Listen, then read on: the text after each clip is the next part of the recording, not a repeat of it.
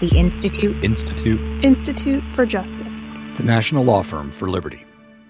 Welcome to Deep Dive with the Institute for Justice. I'm Melanie Hildreth. For many listeners, a law enforcement program designed to prevent crimes before they happen sounds like something ripped from the pages of a science fiction novel, not a newspaper. But for residents of Pasco County, Florida, that frightening scenario is all too real. Last fall, the Tampa Bay Times exposed the practice in Pasco, and this spring, the Institute for Justice challenged it in court. I'm here with IJ attorneys Rob Johnson and Ari Bargil to talk about what's happening. Rob, can you start by describing how Pasco County's predictive policing program is designed to function? Yeah, so the Pasco County Sheriff's Office is making lists of people who a crude computer algorithm predicts are going to commit future unspecified crimes.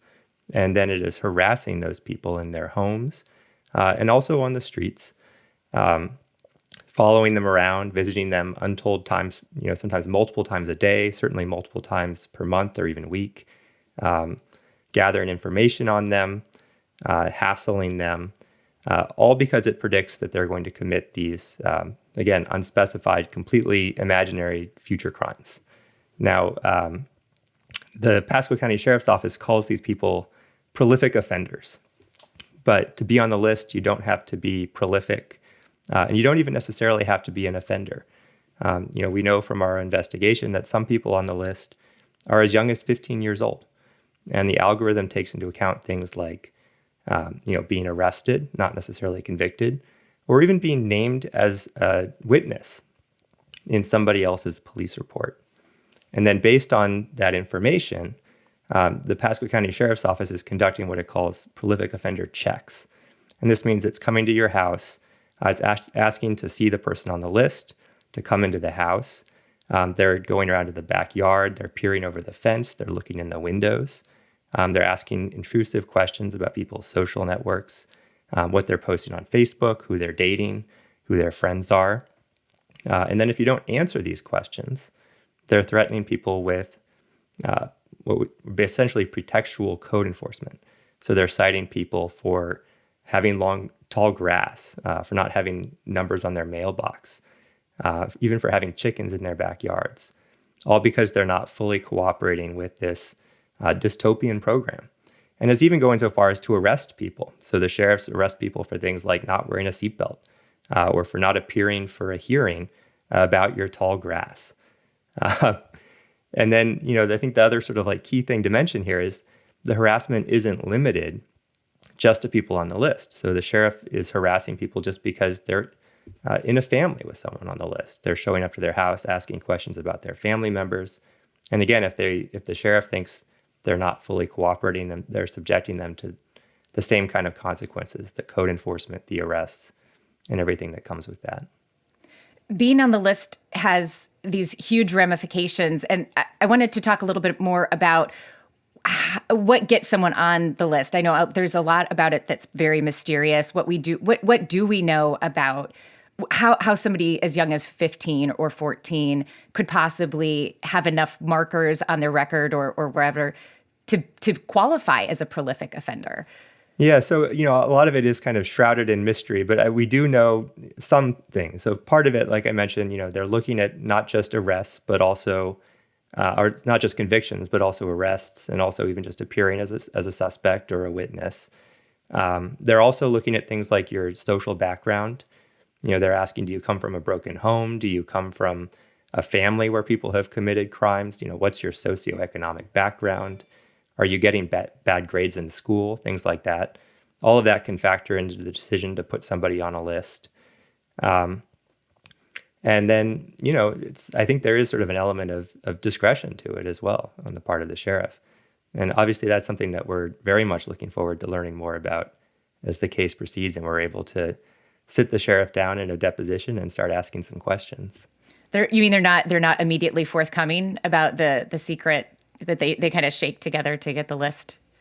Well, I think, like I said, we know a lot about how the list is put together, but we definitely have questions about how specific individuals end up on the list. Ari, I know this sounds horrible in principle. I wondered if you could talk a little bit about what it's like in practice. I know you spent a lot of time talking to people who were targeted through the program. What is it like for them? What do they experience as somebody that Pasco has decided is, a potential future criminal? It's terrifying. And I don't use that word lightly. I use it deliberately because the only way that you can really describe what it's like to be in your home and be the constant subject of attention from police when you've done nothing wrong is terror. And that's in fact what all of our clients felt. It's sort of the unifying term that you hear people use when discussing their experience with the Pasco County Sheriff's Office and this program in particular. And it's part of why IJ felt like we just had to challenge it. And, to get into the specifics of what our clients in this case endured, starting with Robert Jones, he's a hardworking guy. He's got 4 kids. He relocated to Pasco County, and police came by and said they wanted to speak with his son, informing him that that this is part of a Scared Straight program that we do, and we'd like to help keep your son on the straight and narrow. And if you'll allow us inside, we'll just chat with him really briefly, and we'll make sure that everything is on the up and up with him. And so Robert said, "Okay, come on inside. Help me out if that's what you're here to do." And they went on in, and they ended up leaving with an empty baggie that they said later tested positive for trace amounts of marijuana. There were no charges pursued in connection with this apparent find, but nevertheless, that landed Robert's son on this list, and he became the subject of regular and repeated and unwanted visits from the Pasco County Sheriff's Office. And each time he asked, "Are you guys here to investigate a crime?" And they told him no. And so he wouldn't let them in. And, if he wasn't there, they'd be banging on the door and banging on windows while his daughters were inside hiding under the bed, afraid of the police. His son was afraid to go out, and he wanted to protect his family. And so he endured the brunt of the Pasco County Sheriff's Office program that was designed in part to target kids. And so he was taking the brunt of this on behalf of his children. And ultimately, former deputies of the Pasco County Sheriff's Office have talked about Robert's case and acknowledged that we couldn't get his kid, so we went after the dad.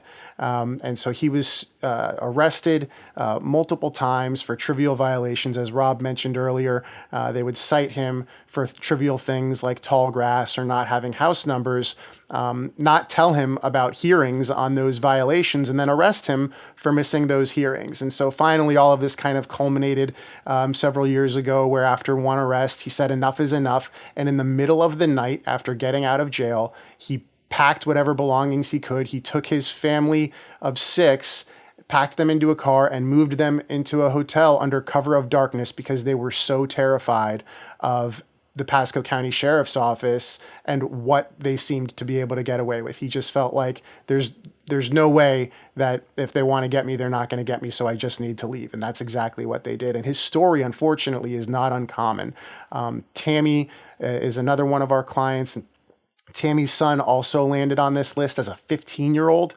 She was the subject of constant harassment. She was arrested for not cooperating with Pasco County deputies' desire to search her home without a warrant. And as a result, she essentially is a convicted felon. She had to take a plea deal because she was on probation, again, as a result of something that the Pasco County Sheriff's Office did to her. When she opened her screen door during one of their warrantless searches, and the door hit a deputy, and she was charged with battery on a law enforcement officer. And so now, after having spent 76 days in jail stemming from that incident, she had to take a plea deal to get home to her kids in time for Christmas. And so unfortunately now Tammy's a convicted felon as a result of all of this. And the stories go on and on. Tammy, again, as Rob mentioned, was cited for having a chicken in her backyard. She was fined $2,500 for that and for not having house numbers on her mailbox. The degree to which, or the extent to which the Pasco County Sheriff's Office was engaging in pretextual code enforcement was deeply problematic, and that's a central component of our claims in this case. Yeah, it seems like there is a real bait and switch happening, especially in the instance where you have a family where the officers are coming in sort of purporting or maybe genuine at the beginning, who knows, to want to help. And then it flips and it becomes almost immediately antagonistic. And it seems, as an outsider looking in, well, how could they not eventually in that dynamic, you're going to make criminals and that it sounds like is what happened to both of the clients. In Robert's case, I mean, he has had no arrests since. Had he had anything on his record before? As a very young man, I think he had a minor run-in with police, but by no means was he some sort of criminal. And I think you're absolutely right that he never would have ended up in the predicaments that he was in, the legal predicaments that he was in, if not for this program. So I think the amazing thing about Robert is this is a guy who was dreaming of going to law school. I mean, he was, not just dreaming of it, he was working towards it very concretely when he moved to Pasco, and that was what he wanted to do. And it was a realistic plan. And now he'll tell you, with all of these arrests and even having been charged with crimes by the Pasco Sheriff's Office, crimes that, of course, he was never convicted of, but they still show up on his record as charges. He'll tell you, I look like a criminal. If you pull me up, that's what I look like. And he's had to abandon his dream of going to law school. And it goes to your point. This is a program that is turning, people who may never have done anything wrong, and it's making them, at least on paper, look like they are bad criminal people. So that obviously, this is a program that has a lot of practical problems, ethical problems, humanitarian problems. It also has legal problems, which is really where IJ brings something special to Pasco County. Can you talk a little bit about what our claims are in the challenge that we brought to the predictive policing program? So this was a fun case to put together because when the government comes up with, creative new ways to violate people's constitutional rights, you really have to go back to first principles to figure out, what is it that they're doing wrong. And so as we were thinking about this case, we ultimately realized, at bottom, this is a Fourth Amendment case. And the Fourth Amendment guarantees your right to be secure in your home. And if that means anything, it means that police can't come to your house and repeatedly harass you in your home just because they think you're going to commit some sort of future crime. In a case called Terry versus Ohio, the Supreme Court held that if the police want to stop you on the street and ask you questions, they have to have reasonable suspicion that you've committed a crime. And if the police are going to harass you in your house, they should have to have at least that, if not more. But they don't have anything like that here. They're going off of future crimes, not any kind of suspicion that any crime has already occurred. So under the law, just to jump in and ask a question about that, the prediction of the program doesn't qualify. Like saying, well, yeah, we have a reason to believe it. Our scientific algorithm here says that you're going to be a problem. So that doesn't cut it? Yeah, so I have two thoughts about that. One is, it's so, when we hear the word algorithm, we often think, oh, like that's spooky and scary because, the computers are really smart. But I think of this case, it's half Minority Report and it's half Dumb and Dumber. Because the algorithm is just not that sophisticated. It's based on taking a bunch of numbers that are kind of picked out of a hat for, you get this many points for an arrest, this many points for being a witness, and we just add it up and give you a score. And then there's kind of like a spice of human discretion based on your social background and things like that. And it's not the, the precogs and Minority Report. It's very different from that. And then, on top of that, I mean, the standard under the Fourth Amendment is, does the government have reasonable suspicion that you've committed a crime, not reasonable suspicion that you're a bad person who might do something bad in the future. That's just not how the Fourth Amendment works. So that's obviously, that in some ways is probably going to be one of the most familiar kinds of claims that if we're talking about police coming into somebody's house with no real legitimate reason to do it, that does seem like Fourth Amendment violation, search and seizure. Is that's the primary claim in our case? Well, that's sort of the lead claim, but I think as we thought about this, there are absolutely other claims that we're very excited about as well. And another one is our procedural due process claim. And the way I explain this, or I think about it myself, is that being on this list is kind of like being on probation, but it's probation for a future crime that hasn't happened yet. And if the government's going to put you on probation for a real crime, they give you a hearing first. And if the government's going to put you on probation for these, sort of hypothetical future crimes, then they need to do the same thing. But they're not. They're putting people on these lists without any kind of a hearing. And once you're on the list, there's nothing you can do to challenge it or to try to get yourself taken off. And then we also have claims about the code enforcement. So, we've talked a lot about how they're going after people in a very pretextual way for these sorts of code enforcement issues like tall grass, missing numbers on your mailbox, things like that. And that's an equal protection violation because they're treating people differently simply because they're not complying with the program. And it's also a substantive due process problem because you're essentially punishing people under these laws for reasons that have nothing to do with the purpose of the law. And then our final claim is a First Amendment claim. You have a right to associate with your family members and not to be singled out because you're in a family with somebody who the government thinks, is a quote unquote prolific offender. So one of the most striking quotes in the Tampa Bay Times piece, which I commend to all listeners, to me was the deputy who summarized the purpose of the program as being, we want to harass these people until they move or sue. And the immediate reaction that I have to that is like, that seems like just this fundamentally illegitimate use of the police power. Does that factor into, does that way that they're using the law to try to get you to do something else, not just in the case of code enforcement, but to really drive people that they've deemed that they don't want around out of the county? Does that factor into the legal claims, or is that just too big to try to tackle in a single lawsuit? No, that definitely factors into our due process claim as well. It's focused there. We're focused on the code enforcement, but we're also focused on the program more generally. And that you're, in the case of family members, you're punishing people for things that they think someone else might have done. But even in the case of people on the list, they're punishing people for things they haven't done yet and they may never do. And there's a definite due process problem with all of that. So this program has gotten a lot of attention, from IJ, from others. The Southern Poverty Law Center commented on our case when we launched it. Ari, could you talk about the interest that the situation in Pasco is getting and what perspective the various groups that have investigated bring to it, and how it's similar to IJ's perspective and maybe how it's different?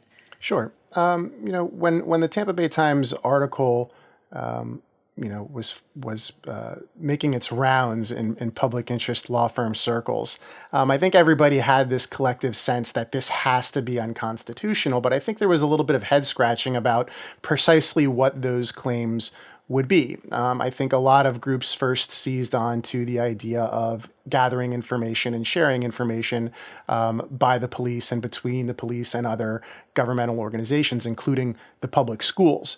But I think what IJ is sort of uniquely intellectually oriented toward doing is crafting legal theories in a way that reflects our commitment to property rights. And for us, this, after a while, as Rob described, became more about a property rights issue than one involving information sharing on the part of the police. And I think that's important for a couple of reasons. One, because it gives us an opportunity to reaffirm a lot of the things that people sort of intuitively understand about the Fourth Amendment, which is that it protects your right to be free from government intrusion in the home. And at bottom, as Rob said, that's what this case is about. But secondarily, by framing this as a Fourth Amendment issue, it allows us to, I think, bring stronger claims and claims that are a little bit more powerful and more likely to be successful, because we're not challenging the government's ability to make a list, for example, which it does all the time and sometimes can get away with and sometimes can't. We're certainly challenging the consequences of being on that list and the process or lack thereof in landing on it. And these are important questions and claims that we're excited about bringing. But I think IJ is uniquely situated to being able to turn this into a question about property rights in a way that perhaps other organizations that were looking at this issue aren't able to do. And many of these organizations are household names. And I think, nevertheless, IJ is the only group amongst those groups that's able to look at this and say, hey, this is a Fourth Amendment issue, and that's why IJ should be doing it. It seems to me that perhaps for many of those groups, some of the low-hanging fruit in the program could also be, ironically, that discretion piece, where if you're saying that someone is a risk because of their background, but and that opens up the potential for all sorts of potentially profiling based on race, based on class. Is that something that other groups have floated, that IJ has considered, and if not, why not? So, I think the extent there's a problem with that way of thinking about it, is that it's ultimately impossible to wring out of the system, because the government's gonna make those kinds of biased decisions, they're going to make those kinds of biased decisions, and judges can't stop them. I mean, they can try, and maybe they should try, but they ultimately can't. And the way that you stop that kind of improper behavior is by setting bright lines that police can't cross, right? So what you say is, you can't harass anybody in their home. And then, it doesn't matter why they're harassing you in your home. You just can't do it. And that's a far more effective and ultimately enforceable way of ending that kind of harassment. Trying to think about this from the perspective of someone, there must be someone, we've talked about all the people who are opposed, there must be someone out there who is in favor of this program, certainly the sheriff, and potentially, some others in his circles. Are there any arguments on its behalf? If you could say, as maybe a resident of Pasco, if you had a bunch of stuff stolen, does this work? Does it seem to actually be effective at all in preventing crimes or in bringing some other positive thing to the community that someone who maybe is on the fence would want to consider as they weigh, just truly how bad is it? Yeah, I mean, I think that there are people out there who would try to make some sort of argument for why this program should exist and should continue to exist. Primarily, those people probably work for the Pasco County Sheriff's Office. But nevertheless, there are always going to be people in any scenario like this one who are going to say, hey, look, this works. And I think, first of all, it's questionable whether or not it does. But I think more importantly, we always need to not lose sight of the fact that efficacy does not drive constitutionality under the Fourth Amendment. And there are a great number of things that we could argue would be effective deterrents from criminal behavior that we would simply not put up with in a free society. And one of those things certainly has to be warrantless intrusions on private property and demanding to enter homes without the consent of those who live there. Those are things that we all sort of intuitively understand are protected by the Fourth Amendment. And so while I would maintain that this is all based primarily on junk science, for those out there who insist that it works, it nevertheless must be the case that efficacy doesn't drive constitutionality. And thankfully, I think we're right on that one in terms of the legal effectiveness of that argument. There's also, in looking at this program, an interesting sort of very banal government program that has come to exist, continuing to exist, because it's almost a $3 million program that employs 30 people, right? So there's a strong incentive, even apart, it seems to me, even apart from the effectiveness of it, to keep it around because, well, you don't want to have to fire staff. You've got all this money allocated for it, and so you get a little bit of this inertia within the department and within the government itself that kind of keeps it going, even if the results aren't there, maybe? Yeah, I mean, this is sort of, in many respects, the 9/11 effect. I mean, after, you saw what the war on drugs kind of did for the militarization of the police, and how that's, now an inertia-driven thing that a lot of people are starting to wake up to and fight back against.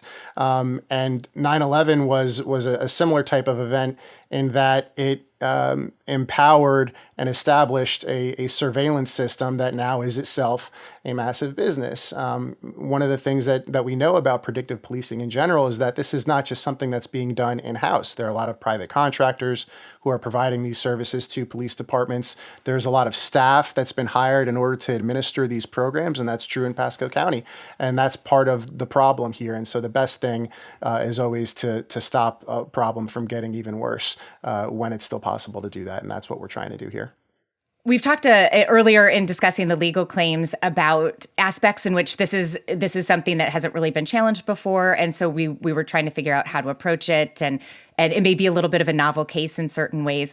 Does that mean that the odds are stacked against us in court? And if so, what does it mean if we succeed here, or I guess conversely, if we don't? What is the result of that in the law? Because of the way we've structured this case? Well, I always hate to handicap victory in my own cases. There's no, either you're okay, saying that it's you're going to inevitable, lose, we're gonna or you're win. saying, or you're saying that you're going to win, and either count sounds kind of bad. Let's just say totally neutrally, what could happen if we win? What could happen if we lose? Well, actually, honestly, I do think that our Fourth Amendment claim in particular, all of our claims are strong, and I think we'll win on all of our claims. But, our Fourth Amendment claim in particular, it's intuitive, and it fits with the text of the amendment. It follows from the precedents, and we're just right about, we're right about everything. But to me, that claim, I would be shocked if we don't win. But, hey, I've been wrong before. Look, though, I in terms of the consequences of the decision here, there are other cities that have adopted these types of programs, including, Chicago and Los Angeles both adopted them and then, abandoned them because they realized they're not effective. And the Pasco Sheriff's Office is putting this forward. Their materials say, like, this is supposed to be a model for other cities. And we know other cities are looking at it. We know that this is something that, predictive policing is controversial, but it's also an attractive idea to law enforcement. So there's huge stakes here. And I think, beyond even just this type of specific program, there's also just a sort of more broad trend in law enforcement that I think law enforcement is, attracted to this idea that we're going to go out and we're going to stop crime before it happens. And that is not necessarily a bad thing if it's done in the right way. But what we're saying in this case is that if you're going to do that, you have to respect individual liberties. And you can't sweep aside people's individual civil rights just because you think that they might someday commit a crime. And, I think it's the disregard for that principle that in many ways has made predictive policing so dangerous and so ineffective and has caused it to drive a wedge between police departments and the communities that they're supposed to be serving. And, what we're really doing here is we're saying, it's fine. You want to gather information. Obviously there are limits on that, but you can do it. You want to be smart. You want to make a list. Sure, you can do that. But what you have to do is you have to be very careful about how you operationalize that. And you have to do that in a way that respects constitutional rights. Last thing I wanted to ask about before we conclude the conversation, since we filed the lawsuit, what has been the reaction of others from the allies and other groups who were interested in the program and its problems, people in the county, beyond, and of course, what has the sheriff's office had to say about it? Well, on a community level, it seems as though folks are certainly behind us. People who live in Pasco County were well aware of the behavior of the Pasco County Sheriff's Office. And so I think folks generally thought it was high time that somebody did something about this program. The Pasco County Sheriff's Office has taken a slightly different tack, having first said they won't litigate the case in the media and then sort of sneakily providing false information about our clients to members of the media without publishing it in the form of a traditional press release. And so, it's unfortunate. It's not super surprising, but we're looking forward, of course, to getting the Pasco County Sheriff's Office into court and being able to do this the right way. And they say that's what they want to do too. So that'll all be fun once we get to it. And of course, we can't close this without mentioning the statement that the sheriff put out where they vehemently denied that they are attempting to implement the movie Minority Report. So they said it first, right? Yeah, if you have to say it. Yes. Yeah. Maybe it's the first thing that comes to mind for everyone. All right. Well, thank you both for joining me. And thank you to everyone for listening. If you enjoyed this discussion and want to hear more like it, you can find more episodes of Deep Dive wherever you get your podcasts or on YouTube. And don't forget to subscribe.